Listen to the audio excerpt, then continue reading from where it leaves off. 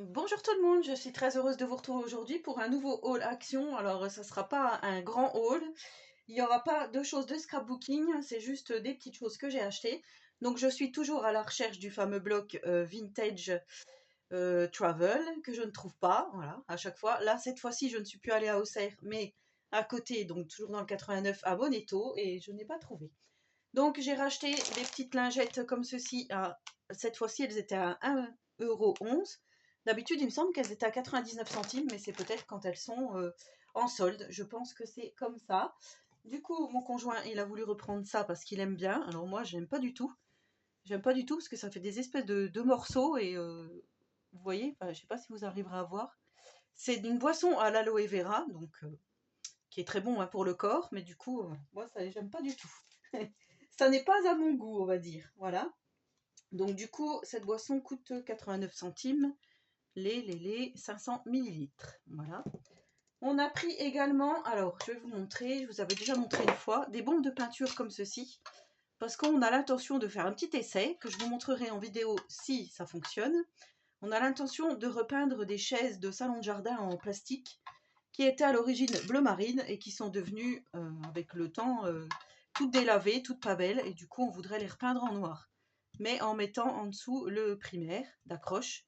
Donc on a pris du mat white et du mat black pour faire le mélange, enfin le mélange des deux, pour faire la sous-couche et le final. Si ça fonctionne, je vous ferai de toute façon une vidéo, on regardera.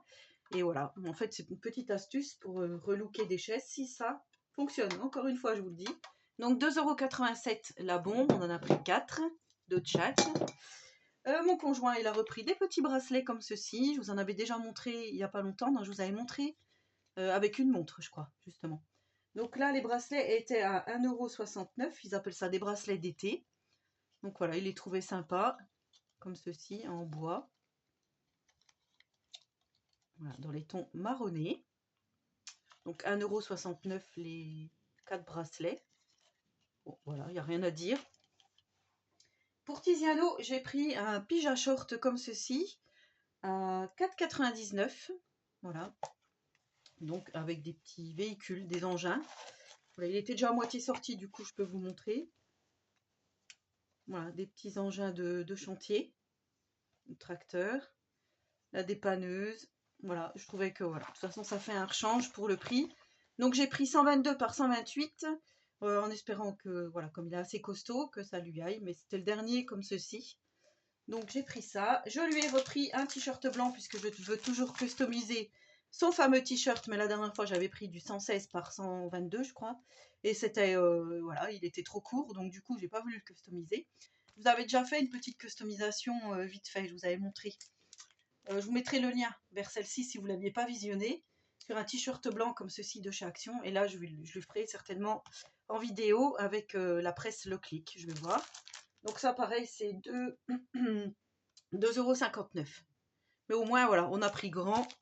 Je vais pouvoir lui écrire un petit truc sympathique. Et je voulais vous montrer, la dernière fois, j'avais montré ces petits stickers. Je vous avais fait un petit sondage pour savoir si ça vous intéresserait de faire un mini Harry Potter.